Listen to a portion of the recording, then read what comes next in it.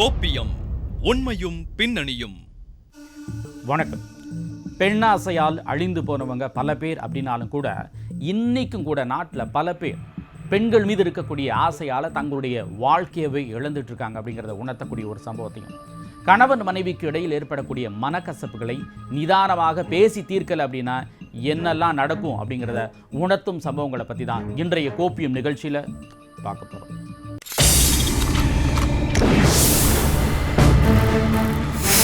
திருமணம் செய்த அன்றே மனைவியை கொன்ற கணவன்.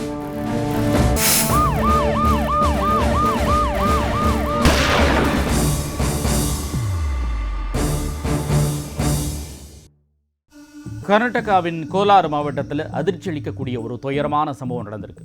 காலையில் திருமணம் நடந்து எதிர்காலத்தை பற்றி பலவிதமான கனவுகளோட வாழ்க்கையை ஆரம்பித்த அன்னைக்கே மணமகன் மணப்பெண்ணை கத்தியால் வெட்டி கொலை செய்த கொடூரமான சம்பவத்தில் இருக்கக்கூடிய உண்மை என்ன, அதனுடைய பின்னணி என்னங்கிறத இப்போ பார்க்கலாம். கர்நாடக மாநிலம் கோலார் தங்கவயல் பகுதியின் சம்பரப்பள்ளி கிராமத்தில் கடந்த புதன்கிழமை 27 வயதான நவீன்குமாருக்கும் 19 வயதான லிகிதாச்சிக்கும் இரு வீட்டாரின் சம்மதத்துடன் அங்குள்ள திருமண மண்டபத்திலேயே திருமணம் தடபுடலாக நடைபெற்றது. பின்னர் தம்பதியினருக்கு மண்டபத்தில் உறவினர்கள் சூழ சடங்கு சம்பிரதாயங்கள் என மண்டபமே களை கட்டியது. அதன் பின்னர் மண்டபத்திலிருந்து மணமகள் மற்றும் அவரது குடும்பத்தினரை மணமகனின் உறவினர் வீட்டிற்கு அழைத்துச் சென்றனர். அங்கு தம்பதிகளுக்கு சிறப்பான வரவேற்புகள் அளிக்கப்பட்டு அனைவருக்கும் திருமண சாப்பாடு விருந்து கொடுப்பது என அப்படியே நேரம் கடந்து அன்று மாலையானது. ஆனால் அதுவரைக்குமே யாரும் அறிந்திருக்கவில்லை, இன்னும் சில மணி நேரத்தில் திருமண வீடு துக்க வீடாக மாறப்போகிறது என்று. ஆம், அதுவரை நன்றாக பேசிக் கொண்டிருந்த மணமகள் லிகிதா ஸ்ரீயும் மணமகன் நவீனுக்கும் இடையில் பெரும் வாக்குவாதம் ஏற்பட்டது. இதனால் அந்த அறையில் ஒரே சப்தமாக இருந்ததால் அதிர்ச்சி அடைந்த உறவினர்கள் பதறி அடித்துக் கொண்டு மணமக்கள் இருந்த அறையின் கதவை தட்டினர். ஆனால் அவர்கள் கதவை திறக்காமல் இருந்ததால் அதிர்ச்சியடைந்த உறவினர்கள் கதவை திறக்க எவ்வளவோ முயற்சிகளை செய்து கொண்டிருந்தனர். இதற்கிடையில் மணமகள் லிகிதா ஸ்ரீ திடீரென அலறும் சத்தம் கேட்டது. இதை கேட்டு பதறிப்போன உறவினர்கள் அறையின் ஜன்னல் வழியாக அறைக்குள் பார்த்தனர். அப்போது அங்கே மணமகன் நவீன் கையில் பெரிய கத்தியால் நிகிதாவை தாக்கிக் கொண்டிருந்ததாக கூறப்படுகிறது.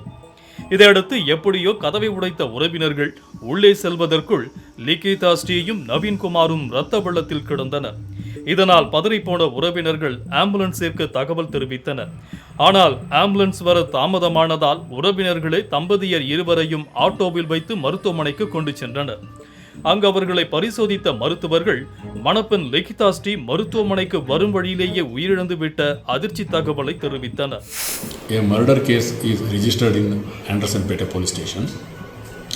The deceased is a woman aged 18 years and it is, as per the complaint received at the police station, it is alleged that the bridegroom only assaulted the bride on 7/8/2024 at a village called Chambarsnalli in Andersonpete police station limits. On 7/8/2024, the bride and the bridegroom, namely Naveen, aged 27 years, got married at a Chambarsnalli village. The marriage was attended by the elders from the both bride and bridegroom's family. After the marriage, newlywed went to have tea at the relatives of the bridegroom, Naveen. காலையில் லிகிதா ஸ்ரீக்கும் நவீன்குமாருக்கும் திருமணம் நடந்த கையோடு அன்னைக்கு சாயந்தரமே இவங்க இருவருக்கும் நடந்திருக்கக்கூடிய இந்த கொடூரம் யாருக்கும் நடக்கக்கூடாது. லிகிதா ஸ்ரீ சம்பவ இடத்திலே இறந்து போயிட்டாங்க. நவீன்குமாருடைய நிலை என்ன ஆனது, இதற்கு காரணம் என்ன, பெண் வீட்டார் என்ன சொல்றாங்க அப்படிங்கிறத இப்போ பார்க்கலாம். மணமகன் நவீன்குமார் மிகவும் ஆபத்தான நிலையில் உயிருக்கு போராடி கொண்டிருந்த நிலையில் கோலாரில் உள்ள ஜாலப்பா மருத்துவமனையில் அனுமதித்தனர். ஆனால் அங்கும் நவீன்குமாரின் நிலைமை மிகவும் மோசமாக இருந்ததால் மேல் சிகிச்சைக்காக பெங்களூருவில் உள்ள மருத்துவமனைக்கு அனுப்பி வைத்தனர். திருமணமான சில மணி நேரங்களில் மணமகளை வெட்டி கொள்ளும் அளவிற்கு இருவருக்கும் இடையில் என்ன பிரச்சனை எழுந்தது என்பது குறித்து உறுதி செய்யப்படாத நிலையில் லிகிதா கொலை செய்யப்பட்ட நிலையில் நவீனின் உடல்நிலையில் முன்னேற்றம் ஏற்பட்டால் மட்டுமே உண்மையை கண்டறிய முடியும் எனவும் அவர்களுக்குள் என்ன பிரச்சனை நடந்தது என்பது தெரியவரும் என்றும் காத்திருந்தனர் உறவினர்களும் போலீசாரும். ஆனால் பெங்களூருவில் தீவிர சிகிச்சையில் இருந்த நவீன்குமாரும் வியாழக்கிழமை காலை உயிரிழக்க தம்பதிக்கிடையே ஏற்பட்ட பிரச்சனை என்ன என்பதில் மர்மம் நீடித்து வருவதால் இது குறித்து வழக்கு பதிவு செய்துள்ள ஆண்டர்சன்பேட்டை போலீசார் விசாரணையை மேற்கொண்டு வருகின்றனர். இதற்கிடையில் லிகிதா ஸ்ரீயின் குடும்பத்தாரின் வாக்குமூலம் இந்த சம்பவத்தில் பல்வேறு சந்தேகங்களையும் கேள்விகளையும் எழுப்பியிருக்கிறது. அதில் இளங்கலை 2ஆம் ஆண்டு படித்து வந்த லிகிதா ஸ்ரீயும் அதே பகுதியில் துணிக்கடை நடத்தி வந்த நவீன்குமாரும் ஒருவருக்கொருவர் தீவிரமாக காதலித்து வந்துள்ளனர் என்று கூறப்படுகிறது. அது மட்டுமல்லாமல் நவீன்குமார் லிகிதா ஸ்ரீ திருமணம் செய்து வைக்காவிட்டால் தற்கொலை செய்து கொள்வதாக அவருடைய வீட்டாரிடம் பிரச்சனை செய்துதான் திருமணம் செய்ததாகவும் கூறுகின்றனர். அந்த அளவிற்கு ஒருவரை ஒருவர் காதலித்து வந்தவர்கள் எப்படி கொலை செய்து கொள்வார்கள் என்றும் கேள்வி எழுப்பியுள்ளனர். அதோடு கூட அவர்கள் இருவரும் இதுவரை மகிழ்ச்சியாகவே இருந்து வந்ததாகவும் நிகிதா ஸ்ரீயை காதலித்து திருமணம் செய்து கொண்டதை விரும்பாத யாரோதான் இவர்கள் இருவரையும் கொலை செய்திருப்பதாகவும் கூறியிருப்பது இந்த சம்பவத்தில் பெரும் திருப்பத்தை ஏற்படுத்தி இருக்கிறது. At around 5:30 to 6 o'clock, a quarrel started between the bride and the bridegroom.